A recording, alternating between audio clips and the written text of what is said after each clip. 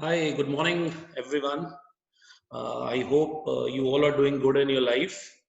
Uh, I'm Vikas Datta. I'll be taking up the banking finance classes of yours, and we'll be trying to cover up it in a few days. A few lectures, 15 to 20 lectures, we'll be trying to cover up. And I hope you will be liking it. And your feedback is always welcome for us because this only gives us energy to move on. So, well, friends, as far as talking about the Indian financial sector, the Indian financial system, uh, way back, if we talk about period to 1990, before and afterwards, there is a lot of difference in the scenario of an Indian economy. And so, as the financial sector too plays a very important role.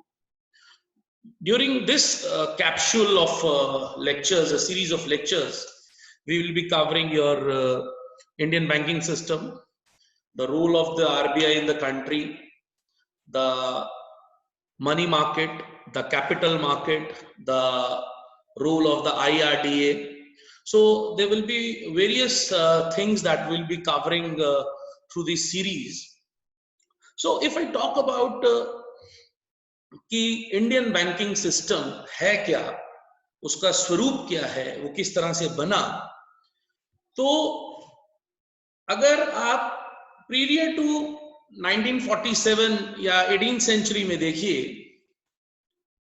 Business पहले भी होता था, चीजों का आदान प्रदान पहले भी होता था, जब आप लोग उसको पीरियड टाइम में बार्टर सिस्टम कहते थे, फिर स्लोली स्लोली वो चेंज होता गया और जो चीज हम लेते थे, अगर हम पैसे की ही बात करें, पैसे का ही आदान प्रदान अगर होता था, तो उसमें कुछ, जब मैंने आपको लेंड किया तो मैं लेंडर बन गया, जो उसकी, जैसे कि आप बैंक्स को समझते हैं, और जब मैंने वो चीज आपको लेंड की तो आपने वो चीज मेरे से ली तो आप बोरोअर बन गए। इस दोनों सिस्टम में, लेंडर और बोरोअर के इस सिस्टम में, कुछ पैसा हमने आपको दिया, कुछ पैसा आपने हमसे लिया।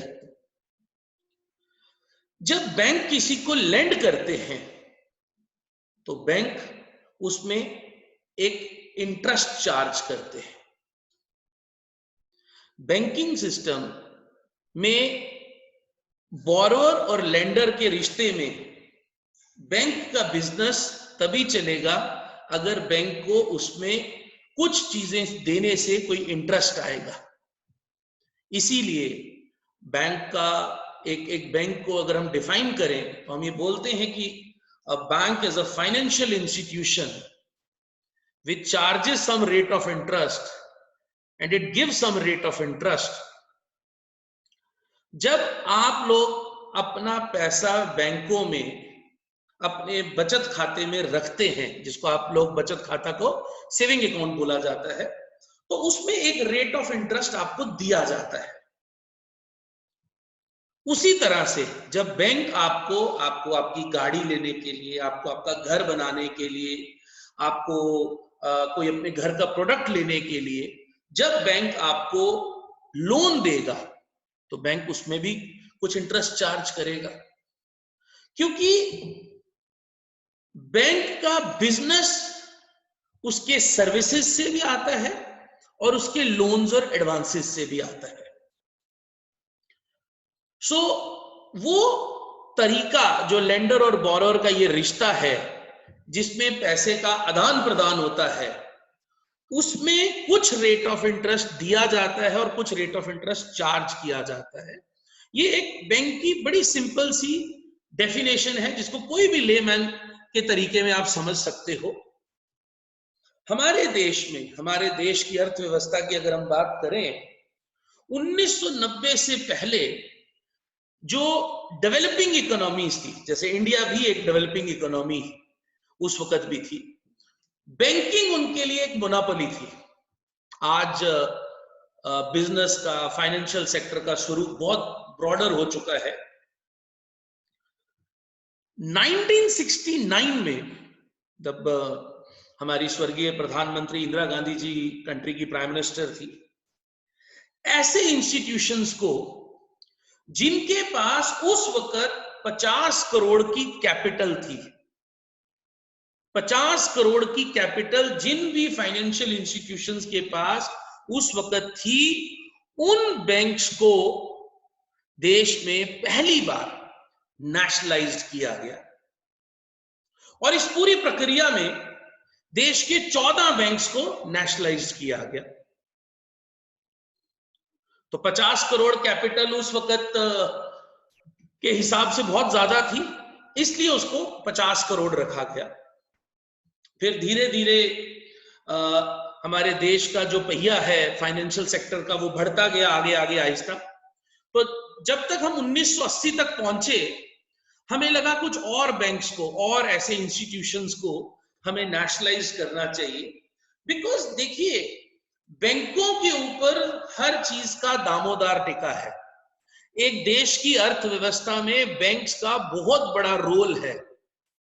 फिर 1980 में हमने 6 और बैंक्स को नेशनलाइज किया, और उस वक्त ऐसे बैंक्स को नेशनलाइज किया गया जिनके पास कैपिटल अब 50 करोड़ नहीं थी। अब उसके लिए एक मापदंड रख दिए गए कि जिन भी ऐसे इंस्टीट्यूशन के पास 200 करोड़ कैपिटल है, उन फाइनेंशियल इंस्टीट्यूशंस को, उन बैंक्स को हम नेशनलाइज करेंगे। फिर हमने देश में 1980 में 6 बैंक्स को नेशनलाइज किया। तब भी हमारी स्वर्गीय प्रधानमंत्री इंदिरा गांधी जी ही प्राइम मिनिस्टर थी कंट्री की। फिर उसके बाद धीरे धीरे हमने कुछ और बैंक्स को नेशनलाइज किया गया। तो एक समय आ गया जब हमारे पास 27 पब्लिक सेक्टर बैंक्स बन गए। अब आज की डेट में अगर बैंक खोलना है तो उसके लिए आपको एक रकम आरबीआई के पास सुनिश्चित है कि इतनी रकम आरबीआई के पास रखनी है। फिर देश में बैंकों के लिए ज्यादा जिम्मेवारी बढ़ना शुरू हो गई। ज्यादा लोगों तक बैंक्स की डिमांड को फील होना शुरू हो गई। उसकी रीच को बढ़ाने के लिए हमने देश के अंदर छोटे बैंक, स्मॉल बैंक्स का कंसेप्ट लाया, पेमेंट बैंक का कंसेप्ट लाया। ये हम लेटर ऑन स्टेजेस में पढ़ेंगे। फिर इंडियन फाइनेंशियल सिस्टम में 27 नेशनलाइज्ड बैंक बन गए एक समय तक। और इस समय तक जब 27 नेशनलाइज्ड बैंक आपके बन गए, तो पूरी दुनिया में इसका कंपटीशन भी बढ़ना शुरू हो गया।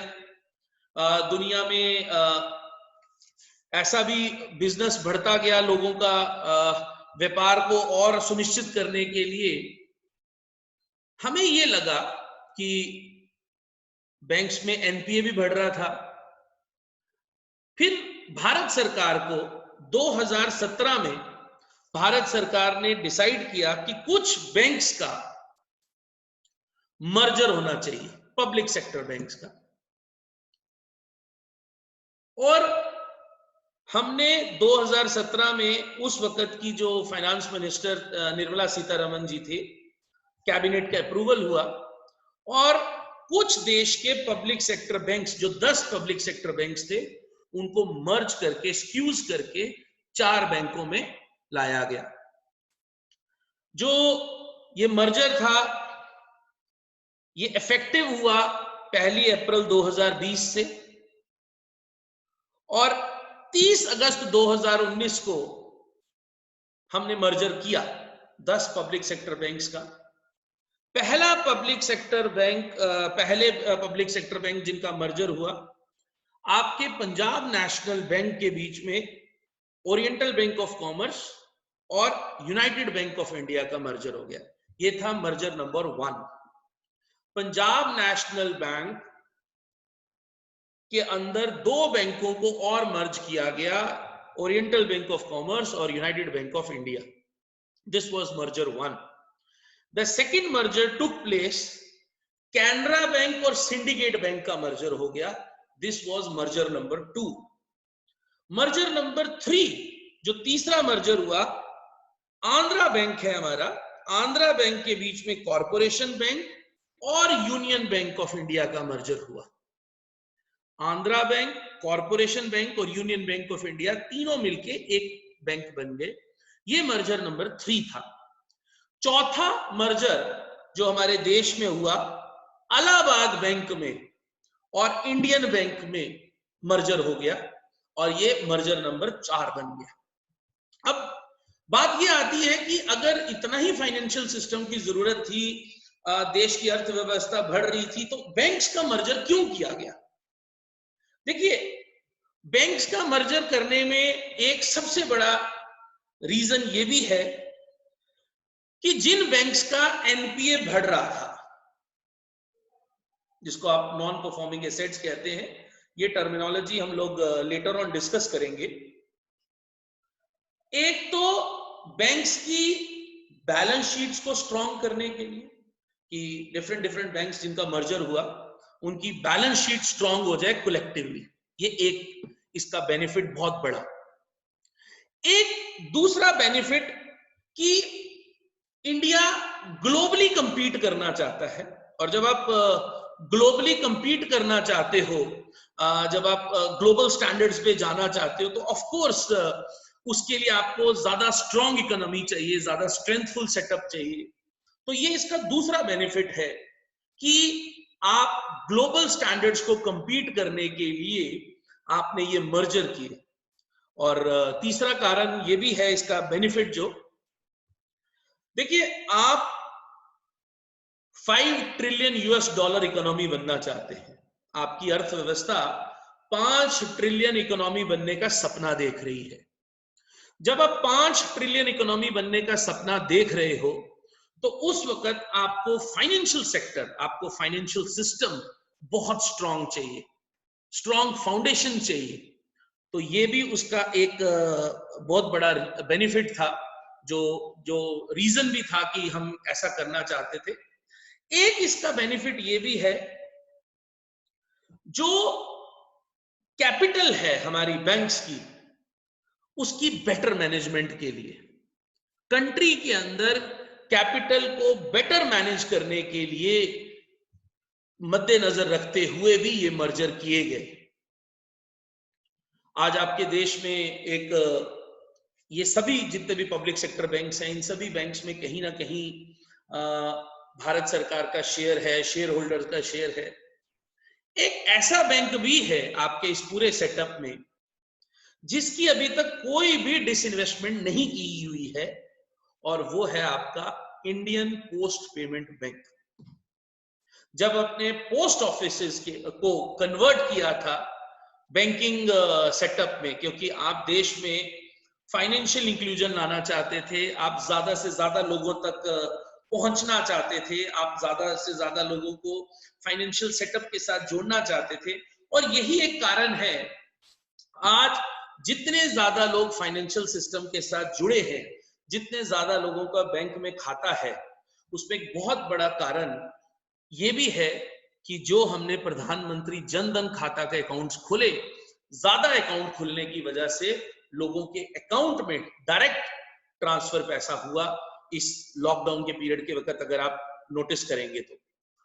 सो अगर हम ओवरऑल इस सेटअप की बात करें कि इंडियन फाइनेंशियल सेटअप में देखिए, आपके फाइनेंशियल रेगुलेटर्स जो कंट्री के फाइनेंशियल सेटअप को मैनेज करते हैं, उसमें आपके देश का सेंट्रल बैंक भी आता है, जिसको आप लोग RBI कहते हैं। उसके अंदर आपका securities and exchange board of India भी आता है, जो कि आपके देश की कैपिटल मार्केट और म्यूचुअल फंड्स को मैनेज करता है। और आपके देश के इसी फाइनेंशियल रेगुलेटर में IRDAI भी आता है, insurance regulatory and development authority of India. जितनी भी आपकी इंश्योरेंस कंपनीज हैं इंडिया में, चाहे वो पब्लिक सेक्टर में हो, प्राइवेट सेक्टर में, उन सबको रेगुलेट करती है ये बॉडी IRDAI। अब बात आती है कि जो बैंक्स हैं, बैंक्स में भी बहुत अलग अलग किस्म की टाइप्स हैं। कुछ बैंक शेड्यूल्ड बैंक्स हैं कंट्री में, कुछ बैंक्स आपके स्टेट कोऑपरेटिव बैंक्स हैं, और कुछ बैंक्स आपके कमर्शियल बैंक्स हैं। देखिए, अगर आप 1934 का RBI का एक्ट पढ़ेंगे, तो उसके सेकंड शेड्यूल में जितने भी बैंक्स लिस्टेड हैं वो सब देश के शेड्यूल बैंक्स कहलाते हैं। स्टेट कोऑपरेटिव बैंक्स वो जो स्टेट्स बनाती हैं, जैसे आपकी कोऑपरेटिव सोसाइटीज होती हैं, उसी तरह से स्टेट कोऑपरेटिव बैंक्स भी होते हैं। और अगर हम बैंकिंग सिस्टम की बात करें और अगर हम फाइनेंशियल सेक्टर की अगर हम बात करें, तो फाइनेंशियल सेक्टर में फाइनेंशियल इंस्टीट्यूशंस में आप बैंक्स के बारे में पढ़ोगे, आप म्यूचुअल फंड्स के बारे में पढ़ोगे, आप इंश्योरेंस के बारे में पढ़ोगे। जो आपकी फाइनेंशियल मार्केट है उसमें आप मनी मार्केट के बारे में पढ़ोगे, डेट मार्केट के बारे में पढ़ोगे, कैपिटल के बारे में पढ़ोगे और फॉरेक्स के बारे में, जिसको आप लोग फॉरेन रिजर्व्स कहते हो, उसके बारे में पढ़ोगे। फाइनेंशियल सेटअप में हम लोन्स के बारे में, हम डिपॉजिट्स के बारे में, हम बॉन्ड्स के बारे में और हम इक्विटीज के बारे में पढ़ेंगे। अब जिस तरह से मैंने आपको यह बताया कि इंडियन फाइनेंशियल सिस्टम की मैंने बात की कि जिसमें इंडियन बैंकिंग सिस्टम की बात आपके साथ की कि इंडियन बैंकिंग सिस्टम में पहली बार बैंक्स कब नेशनलाइज्ड हुए, आज हमारे देश में कितने बैंक्स हैं, उसी तरह से हमारे देश में एक बहुत इंपॉर्टेंट बॉडी है जो इन सभी बैंक्स को रेगुलेट करती है और जिसको आप लोग सेंट्रल बैंक ऑफ इंडिया कहते हैं। देश के सभी बैंक्स का regulator, that is central bank of India, which you and me call it as Reserve Bank of India. RBI का एक एक्ट है 1934 का, जिसके अंतर्गत ये बना 1 अप्रैल 1935 में, और तब इसका हेडक्वार्टर बेस था कोलकाता में, और ये एक स्टैट्यूटरी बॉडी है कंट्री की। इसको नेशनलाइज किया गया 1 जनवरी 1949 में, और परमानेंटली आरबीआई का हेडक्वार्टर मूव किया गया फ्रॉम कोलकाता से मुंबई। आज की डेट में रिजर्व बैंक ऑफ इंडिया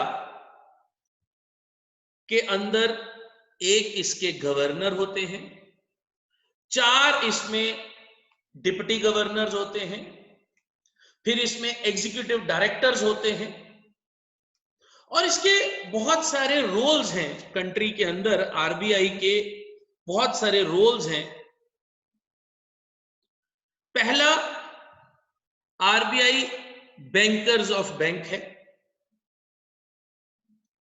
दूसरा, ये कंट्री के अंदर कस्टोडियन है हमारे फॉरेन रिजर्व्स का, जिसको आप फॉरेक्स कहते हो। तीसरा, जितनी भी हमारी क्रेडिट की कंट्रोलिंग है, ये कंट्रोलर ऑफ क्रेडिट कहलाता है। फिर जितनी भी आपकी कंट्री के अंदर प्रिंटिंग होती है करेंसी की और उसकी सप्लाई होती है, वो ये सारी देखता है। करेंसी नोट्स जो छपते हैं वो ये सब देखता है। क्रेडिट का कंट्रोलर भी ये है, और इसके लिए आरबीआई के पास, इसीलिए हम इसको कहते हैं कि आरबीआई जो है वो मॉनेटरी पॉलिसीज डिसाइड करता है कंट्री की। देश की अर्थव्यवस्था को चलाने के लिए जो पॉलिसीज हैं, जो टूल्स हैं, वो जो डिवाइस करता है वो आपके देश का सेंट्रल बैंक ऑफ इंडिया करता है। आरबीआई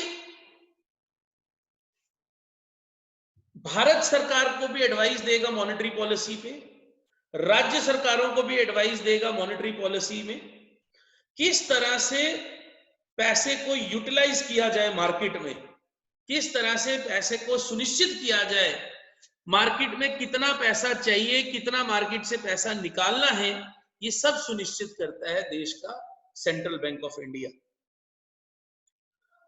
हमारे पास मॉनेटरी पॉलिसी को डिसाइड करने के लिए बहुत सारे ऐसे मैकेनिज्म हैं जिसको आरबीआई अप्लाई करता है।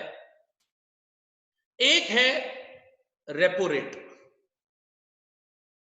एक है रिवर्स रेपो रेट, एक है कैश रिजर्व रेशो, एक है स्टैट्यूटरी लिक्विडिटी रेशो, एक है बैंक रेट। ऐसे बहुत सारे मैकेनिज्म हैं जिससे आरबीआई कंट्री की अर्थव्यवस्था को सुनिश्चित करता है। तो आज का ये जो 5, 10, 15 मिनट का लेक्चर था, ये जस्ट आपको देने का यही एक मकसद था कि इस तरह से हम इस सेटअप को चलाएंगे और आपको समझाने की कोशिश करेंगे कि अल्टीमेटली देश की अर्थव्यवस्था का ढांचा किस तरह से है। So wishing you all good luck, see you next time.